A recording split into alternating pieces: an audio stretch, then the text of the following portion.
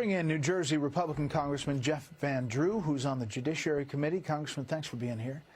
You know, we just it's my pleasure. Merry Christmas. Report, Merry Christmas to you from William, and the stats are really staggering. If you just look at those numbers, and we constantly put them up, but you can kind of glaze over with the numbers. 35,000 from Friday to Monday, 250,000 since December 1st, 730,000 since October 1st. I was trying to put that in context.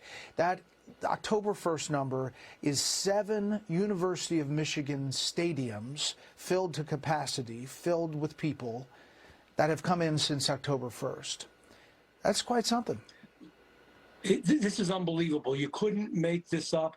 And to put it in perspective as well, a few more months since Biden has been president, the number of illegal immigrants into this country will be pretty much the equivalent of a high population state like New Jersey or the city of New York.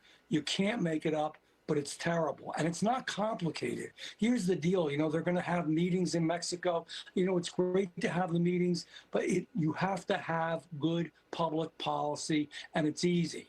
Finish the wall. You know, remain in Mexico policy, immediately expediting people back, end catch and release, hire many more border patrol to keep an eye on what's going on, close the border in simple English. There are so many ways to do this. It's not complicated. And I'm going to be a little, maybe some people will think is bold, but I'm telling the truth.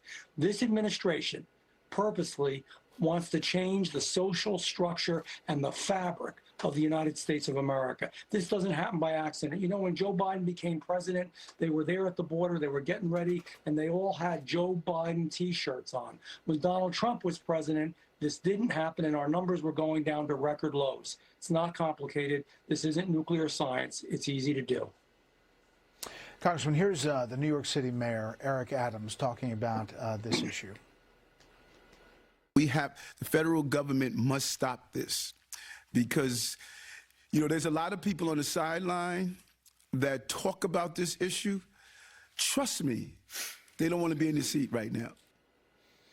Now, Congressman, up until 2020, you were a Democrat. The Democratic Party seems to not have a solution for this. Is that fair to say? But Republicans, how can you get something done with the numbers that you have in Congress? Is there anything that can be done around the edges that maybe doesn't deal with we did. First of all, we passed H.R. 2, which is a great bill that does all of the above, closes the border, finishes the wall, hires more Border Patrol agents and has them do their job and catch and release, immediately expedite back to the country of origin, and stay in Mexico policy. You do all that, you won't have a problem. And the Democrats know this. They want this to happen. It's one of many reasons that I left the party. They're hurting the United States of America. And I'm going to call out Eric Adams, the mayor of New York City. He wanted to be a sanctuary city. This is what you get. It's not just a political watchword. It's a real thing. When you're a sanctuary city, it means that you welcome them.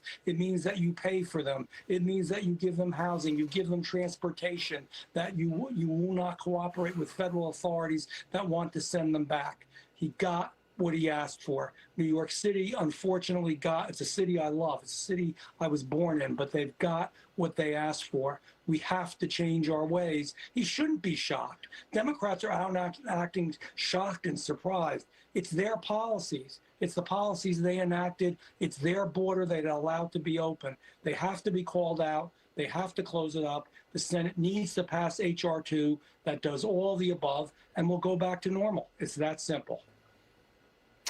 Yeah, it is simple, but it seems like a long shot in the numbers in Congress right now. Congressman, we really appreciate your time. Merry Christmas, happy holidays. Right back at you. With less than 3 weeks to go until the Iowa caucuses, former President Trump's